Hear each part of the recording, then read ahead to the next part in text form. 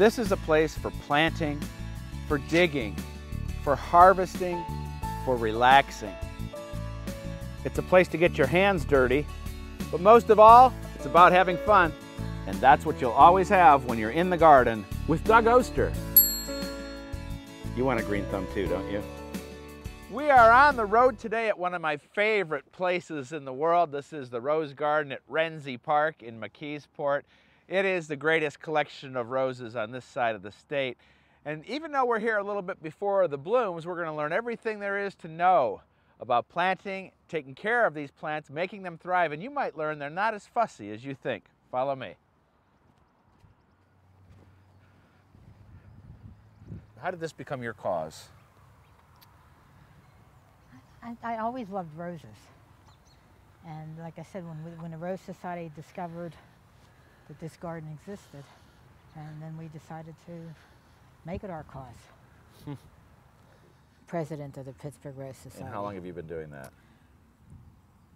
Forever, I think. Since the beginning of time?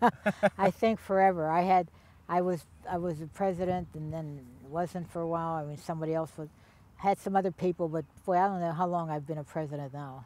One of the amazing things about the garden is that it's taken care of by all volunteers, right? Exactly. And the volunteers are who? The members of the Garden Club of Mckeesport and some members of the Pittsburgh Rose Society. And is it once a week you guys come and work? Every Wednesday is work day, without fail. Why do people do it? Why do people spend their days, and it's not easy. It's not easy work to take care of It's not all easy these roses. work.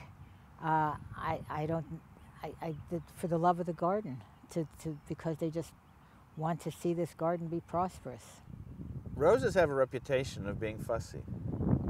Would you agree that they can be fussy? They can be fussy, but they aren't. It's not that bad. Every plant is fussy. You know, you have to give them some attention. So this is rose planting time. If I was to plant a rose bush, what would your advice be? You have to find a good place to plant it. The roses like at least 6 hours of sun.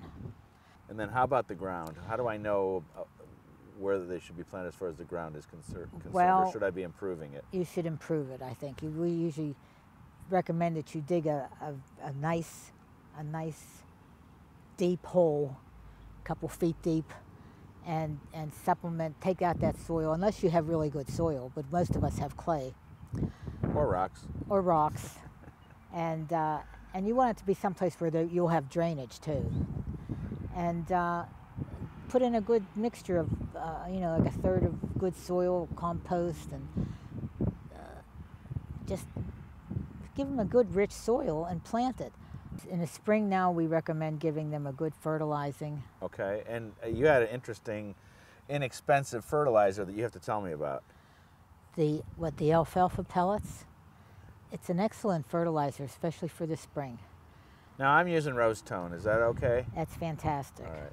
It's fantastic. How often, if I was a rose tone user, how often should I be putting it on roses to make them thrive? Well, we sort of been recommending about every 4 weeks or so. Once a month? Yeah. Okay. And there again, you're just scattering about a half cup around the bush. I noticed that this time of the year, you're cutting them back. Why do we cut them back? Because they like to be cut back. Okay. Does it make more blooms? Yes, you want to clear out any dead growth. You want to let it have air. Roses do best when they have some air circulation through them. Stop the fungal diseases, right? Exactly, okay. Exactly. And it gives them a new start. It gives them a fresh start. People think they're hurting their roses by cutting them back, and they're really doing a favor for them. It's very hard to describe. Everything will be blooming. Everything will be blooming. It's just beautiful. And it's something that everybody should come to and see. And of course, besides the roses, we do have a lot of perennials too. Oh, yeah. And there's always something blooming there. And when it starts blooming, what do you hope that people get when they come visit it? You see them. What do they get out of it? Well, I think they just get out of it. They just ooh and ah. I mean, they're amazed at the rose and this rose and that rose. And what do you still get out of it?